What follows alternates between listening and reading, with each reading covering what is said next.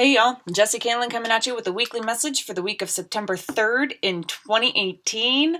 Fall's coming soon. Fall's coming soon, the 22nd, I think, which is the deadline for my book. So if you would like to support the writing and the channel, you can get a personal reading or a healing Reiki session, both descriptions and instructions for those services, which are both psychic services through me, and that will be explained down in the information box below. You can also join me on Patreon for monthly contributions in exchange for personal services, and you can also get Facebook and Instagram for daily card pulls and such. So that's like a nice little taste of the flavor of the day, and let it, try to keep your head out the clouds sort of deal. And of course, energy exchange donations are always very, very grateful. Very, very welcomed. All right, so I will see y'all for your individualized message. Yo, Aries, what's going on? For all of y'all and those drawn to this message, we have the Fairy Tarot by Doreen Virtue and Rodley Valentine.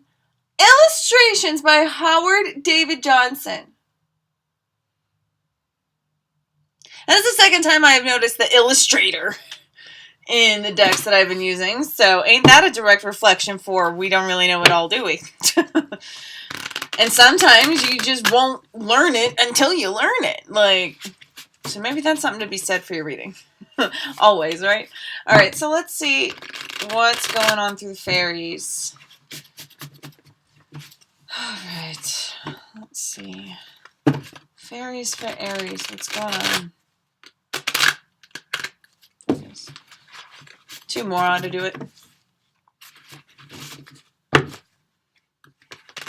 All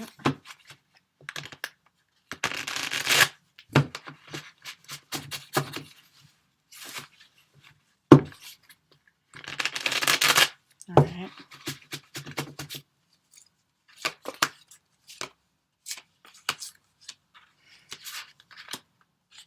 Lovely.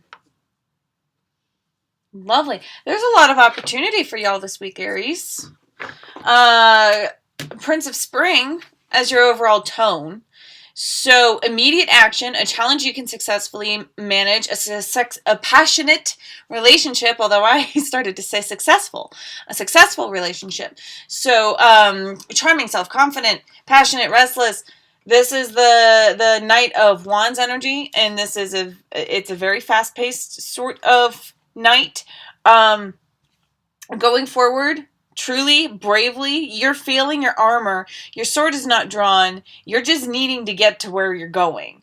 It's a new landscape. It's a new way of forming your world around you. Yeah, for sure. Definitely that alchemy work going on.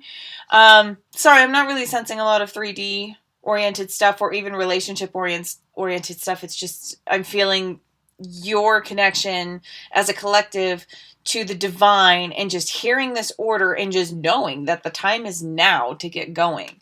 So you have Five of Summer in the beginning. Trust that everything happens for a reason. Remove yourself from the negative emotions of others. Five of Summer, Five of Pentacle, Five of Changes in the 3D. All right, major changes. Some of you are represented with choices. Some of you will have no choice. Some of you will not like the changes that are happening. Some of you will be quite relieved about the changes that are happening. There's a big old stir another pot in the middle of the week, or this week. Stir another pot. There's just,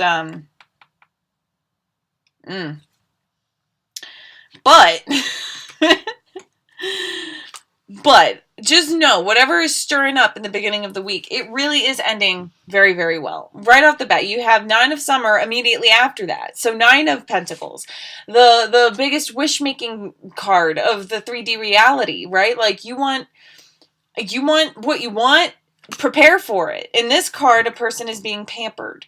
In another deck, I think it's the Drew Craft Tarot, a person is sitting at a very long table by themselves waiting for everybody to come. It's set. It's beautiful. So, it's this it's sort of like Eight of Wands energy where you're putting your energy out, but the kind of energy you're putting out, or should at least ride the wave of and surrender to, and actively put out if you are so inspired, is to Attracting that which you wish. Always leaving wiggle room for delight and surprise from the universe. The only way you could limit yourself in this wish-making process is to accept nothing else. Right? You don't want to do that to yourself. Other than that, you are free to dream. All right, the dreamer, embrace your true purpose, begin a new adventure, trust yourself. This is the Fool. This is the first major arcana. This is the void in which all the feminine, right, in which all things are birthed. And that's why 10 is such a transformative number, because it has both that divine feminine conceptual sort of energy, and a divine masculine additional energy to add structure, to let it ride in ones and zeros, making up the computer language. I'm just saying. The divine feminine energy is really ruling here at the end of the week. Man, woman, don't matter. You're going to be in your head. You're going to be daydreaming a lot. You're going to be feeling different urges and surges in your sacral chakra. It could result in sexual urges and surges, but I'm really feeling more like a change of heart, or that's listening to your gut. Your gut is changing.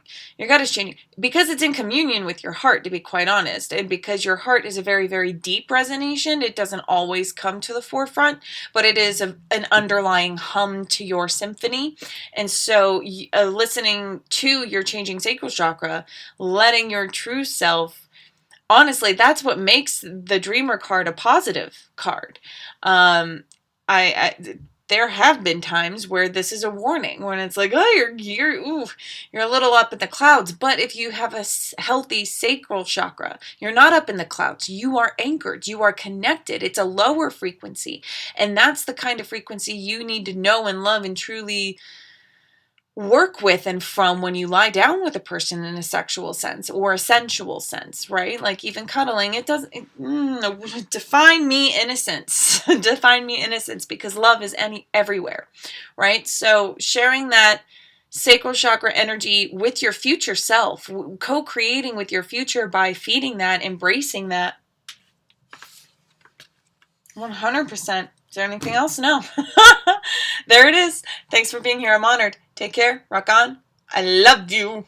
That was a weird one. For loving yourself. And you know where to find me. I'll talk to you soon.